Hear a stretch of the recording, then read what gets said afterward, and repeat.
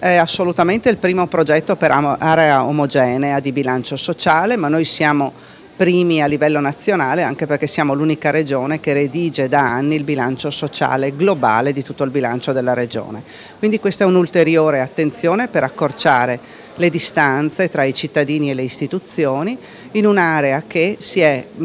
chiesta, hanno chiesto i sindaci di questa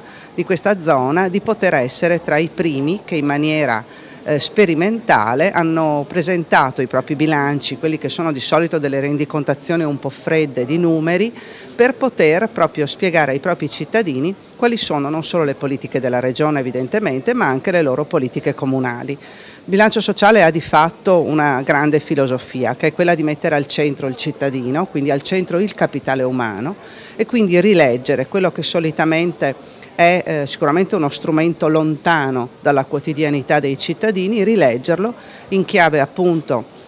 centrale rispetto al cittadino, rispetto alle politiche che la Regione, nel nostro caso, in questo caso i comuni, dedicano per migliorare la qualità della vita nel proprio territorio.